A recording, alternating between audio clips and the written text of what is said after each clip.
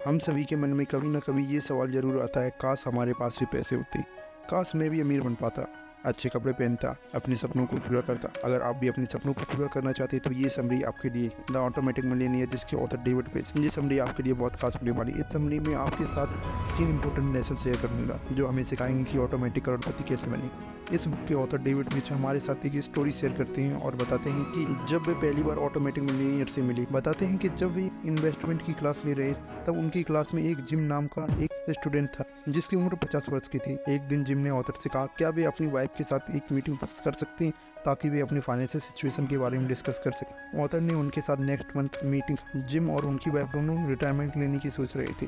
David कहते हैं कि ज़्यादातर लोग 15 की एज में भी रिटायरमेंट लेने की नहीं सोचते। दोनों ने डेविड को अपने फाइनेंशियल डॉक्यूमेंट दिखाए। पहली चीज़ जो डेविड ने नोटिस की, उनके पास कोई डेट नहीं था, यानी कि जीरो डेट। वे कोई भी उधार नहीं लेते थे। दोनों के 2 बच्चे थे जो कॉलेज की पढ़ाई पूरी कर चुके थे। उनके पास अपने 2 घर थे।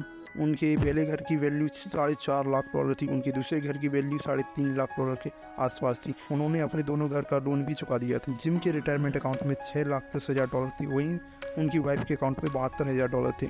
उन्होंने $1.6 लाख के बॉन्ड भी खरीदे और उनकी सैलरी अकाउंट में भी $62,000 कैश पड़ा। ये सब देखकर डेविड हैरान थे और उनकी टोटल नेटवर्थ 2 मिलियन के करीब थी। ऑथर को अपनी दादी की कही हुई एक बात याद आई, नेवर जज a book by its cover, lesson 2 how to generate wealth. Author Jim से पूछते हैं, आपने इतनी वेल्थ कैसे जमा कर ली?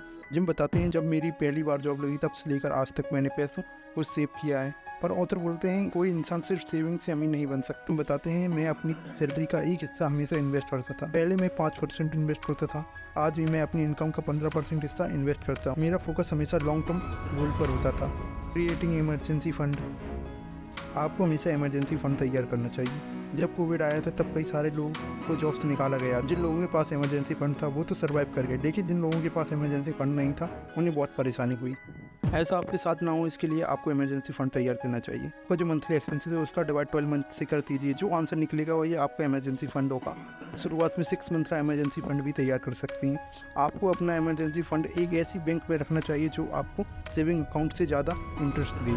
अगर आप ऐसी ही फाइनेंशियल वीडियो देखना चाहते हैं तो हमारे चैनल को सब्सक्राइब करें। Thanks for watching.